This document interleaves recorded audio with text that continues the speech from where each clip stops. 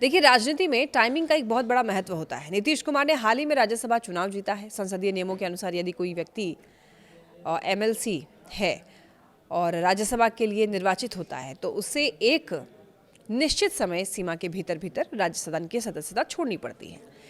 यानी ये तो स्पष्ट है कि बिहार की सियासत में नीतीश युग के अंत और एक नए अध्याय की शुरुआत की सुगबुगाहट अब ठोस आकार लेने लगी है। चर्चा है कि मुख्यमंत्री नीतीश कुमार एक सुनियोजित रणनीति के तहत बिहार की सत्ता की चाबी भारतीय जनता पार्टी को सौंपने की तैयारी कर चुके हैं।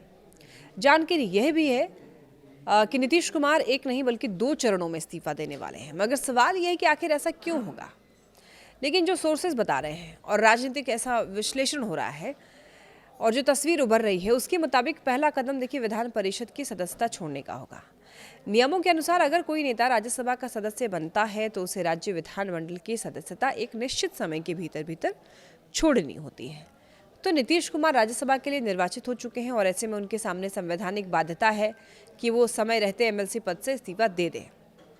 ये समय सीमा मार्च के अंत तक मानी जा रही है, इसलिए 30 मार्च को एक अहम तारीख के रूप में देखा जा रहा है।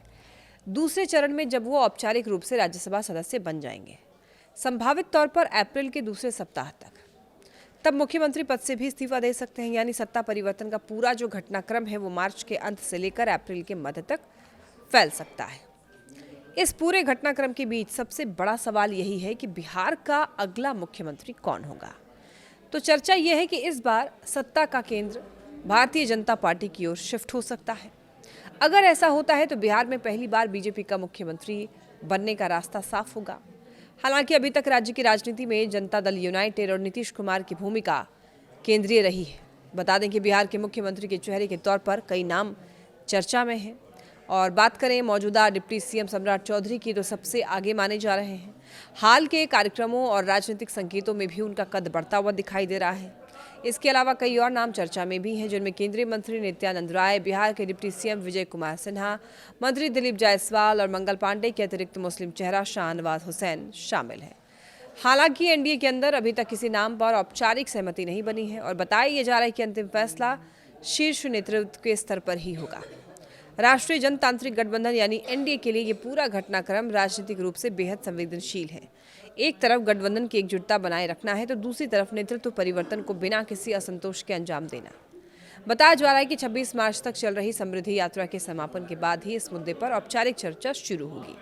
यानी राजनीतिक रूप से माहौल तैयार किया जा रहा है ताकि बदलाव अचानक ना लगे बल्कि योजनाबद्ध दिखे। राजनीति की जानकार ये कहते हैं कि अगर नीतीश कुमार केंद्र की राजनीति में सक्रिय हो जाते हैं तो इससे 2 बड़े संदेश जाएंगे।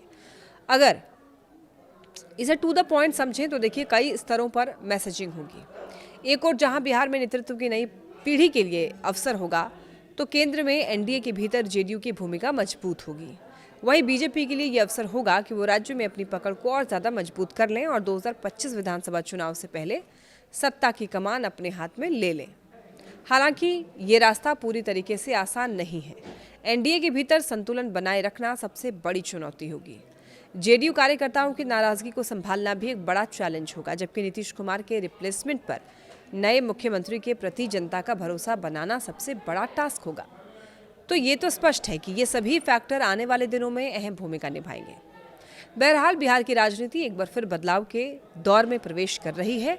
इसी कड़ी में राजनीति के जानकार ये बताते हैं कि मुख्यमंत्री नीतीश कुमार का 2 किस्तों में इस्तीफा की जो रणनीति है वो केवल एक व्यक्तिगत निर्णय नहीं है बल्कि एक बड़ा राजनीतिक समीकरण है जो राज्य और केंद्र दोनों स्तरों पर असर डालेगा।